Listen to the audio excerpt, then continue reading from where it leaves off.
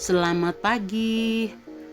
Kali ini ketemu lagi dengan Ibu Iin dan kita akan membahas wujud dan sifat benda.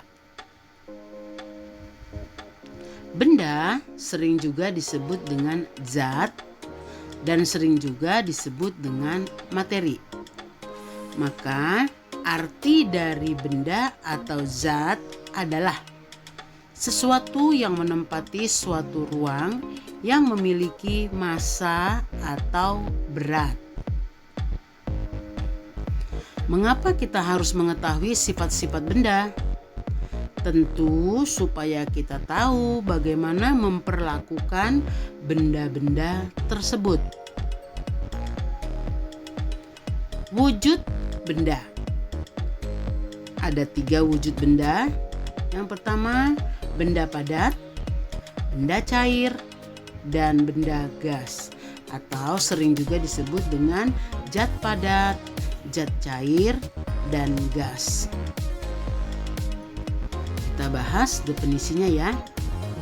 Benda padat adalah benda yang memiliki bentuk dan volume tetap. Berikut contoh-contoh dari benda padat.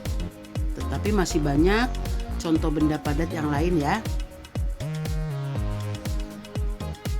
Benda cair adalah benda yang volumenya tetap, tetapi bentuk disesuaikan dengan wadahnya. Berikut contohnya. Bentuknya sesuai dengan wadah.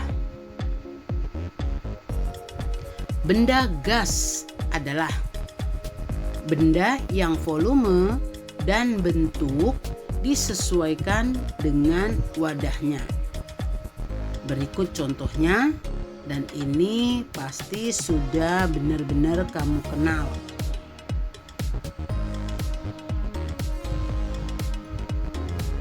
Berikut kita bahas sifat benda padat. Yang pertama, sifatnya adalah benda padat tidak dipengaruhi oleh wadahnya. Contoh, pensil dimasukkan ke dalam kotak pensil, bentuknya akan tetap. Sifat yang kedua, bentuk benda padat dapat diubah. Contoh, pensil yang diserut dan kertas yang disobek. Bentuknya berubah. Tetapi untuk mengubah bentuk benda padat dibutuhkan gaya atau tenaga. Yang kedua, sifat benda cair.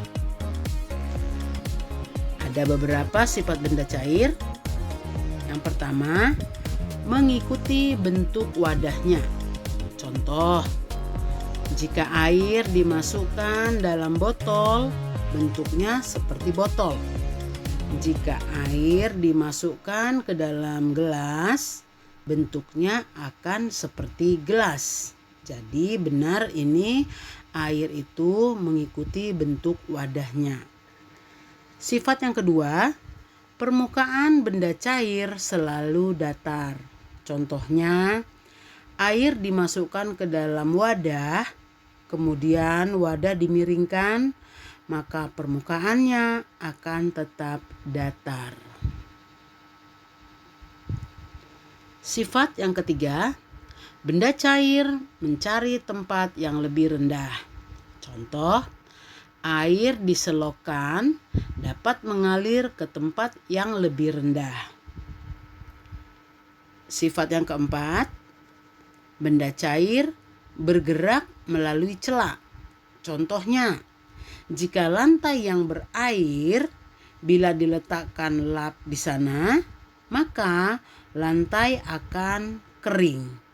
Kemana airnya? Masuk melalui celah-celah kain atau lap tadi.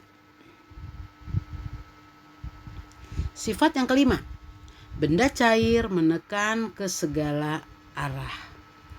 Contoh, jika ada satu kaleng, seluruh sisinya diberi beberapa lubang kecil, kemudian diisi air, air akan terpancar ke segala arah seperti pada gambar di sebelah.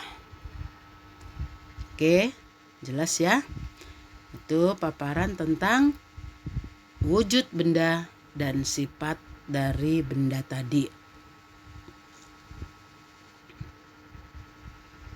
Sifat benda gas.